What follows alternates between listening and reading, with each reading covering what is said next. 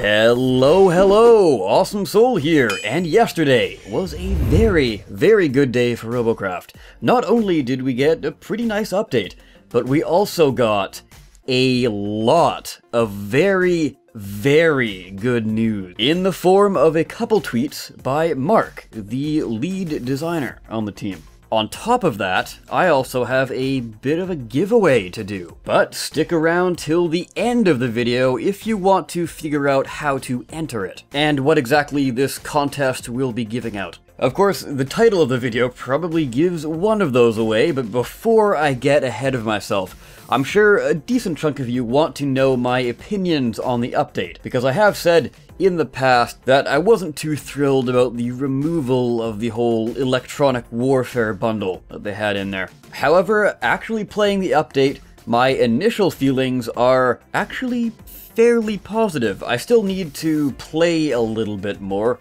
and unfortunately I didn't really get a huge amount of time to play around with the WindowMaker myself, because I was having too much fun playing with my chain gun bot. But luckily, a lot of my teammates were running the WindowMaker, and I have to say, it is actually a pretty useful module. And yeah, I would say it's worth the 150 CPU investment. Having this lower CPU option for a module is rather nice. And I have said that maybe it was a little bit too low, at least for, spawning time, because it right now is set at 7.5 seconds. And then correct me if I'm wrong here, but after the 7.5 seconds wears off, then they have the typical 1 second cooldown, which is now global. So the way spotting works now is if you're looking at a target, they will instantly be spotted automatically. You don't have to do anything. But as soon as they duck behind cover, the effect will start to fade away, and that fade away effect takes 1 second. But initially, what I do like about it is the fact that you kind of feel a bit more stealthy, I guess you could say. And you can actually sneak around and all that without having to worry about, okay, does this person have a radar? So if I have jammers, I'm good to go. Or if I don't have jammers, does this guy have a radar? I can't quite remember if this guy had a radar. But now it's a bit more straightforward, and with that, it opens up a lot more play styles. Although one thing that a few of the people I was playing with suggested is that they weren't too happy about the fact that you had no idea when the enemy's WindowMaker went off. The only way to tell is if you are really close to the WindowMaker user, and the WindowMaker will start spinning around. What could kind of be nice is like a global map ping almost, where if you're paying attention, you will know that, okay, somebody on the enemy team has alerted everyone to our locations. We have to be extra careful now. But maybe with that kind of drawback, buff up the spot time to 10 seconds perhaps? Or maybe keep it as is. I'm not really set in stone on any of these ideas because I've barely had any time to formulate a proper opinion. These, of course, are just initial opinions. Anyways, the other half of the update is the Chain Splitter, aka the mini chain shredder. And I have to say, I am rather pleased by this weapon. At the time of posting this video, however, the hitbox is actually a little bugged. Not the in-game combat hitbox, but it just seems to be the garage bay building hitbox. It is 1 block larger than it should be. So for those of you wondering, why exactly can I not place the chain splitter where it should be placed? Like, clearly, there's nothing blocking this, but it's somehow still blocked. It's a bug, and it will be fixed in the next patch, whenever that is. Hopefully in the next few days. But yes, it is a ton of fun to use. Mainly because it's not a super heavy part that's also jumbo-sized. The thing I didn't like about the chain shredder is because, well, like I said, it is far too big. This one weapon is pretty much half of the size of your bot right there, and it looks a little bit ridiculous on most builds. Even some of the larger, beefier mechs I have with these things mounted on it look kind of out of place. I think they made it a little bit too big.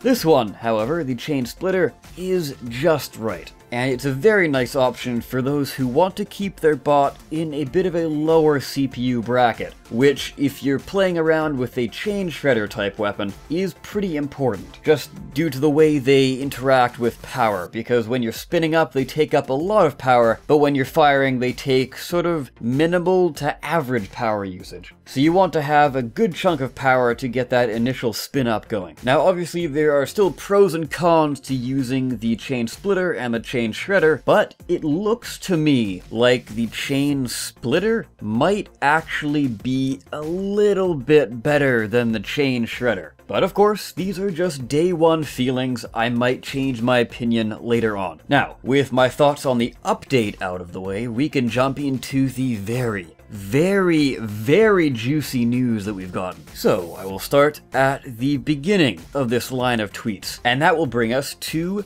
this one. Mark says he will start to give details on custom games Monday, aka May the 8th. So that is actually relatively soon. And then people question him further on this, and he responds with going to do a dev jam. For those who don't know what a dev jam is, it is basically a longer article giving the developers thoughts and opinions on upcoming features and where the game is heading. So that should give us a lot of information, specifically on custom games. So he continues, going to do a dev jam with loads of information in it, which is what I like to hear. And with custom games, in the end, we want to deliver everything that everybody wants, giving maximum freedom. However, keep in mind here, the way they are going to be doing custom games is they are going to be delivering them in batches, so to speak. So Custom Games Mark 1 is what we are going to be getting first, and that is going to be fairly bare bones with a few customization elements. This isn't confirmed, but what my guess is, it's most likely just going to be a way for you to set up two teams of your friends to fight head-to-head on the map you want and in the mode you want. And of course with the general rule set you want, but probably nothing too fancy until we get Mark II and Mark III, and however many versions they decide to drop.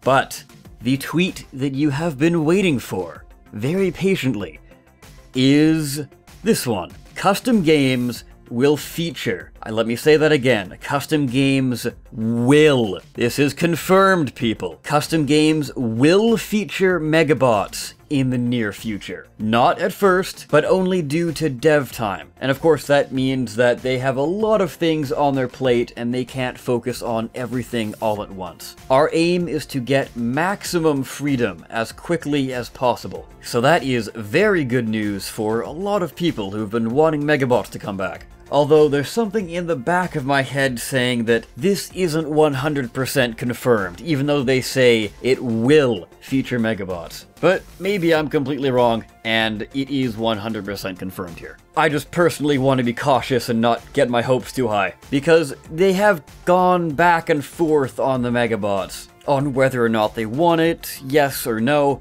But now it seems like they've made up their mind and they've read what the community wants, and that is Megabots. But only in custom games, which personally I actually prefer. I don't really want Megabots in the main game modes because there were a lot of problems with that. But there can be a lot of really cool game modes, like custom fan-made game modes, featuring the Megabots that I will absolutely love to play. Next up, we have the man, the myth, the legend, Jack733. He asks Mark, once the initial version is released, aka Custom Games Mark 1, it might be a good idea to do another community vote to see which sliders / options should be added next. And I am definitely all for community votes. We haven't had one of those in far too long, so getting those back will be a very good thing. Not necessarily just for custom games, but bringing the community vote back in general is what I would like to see. Mark responds with,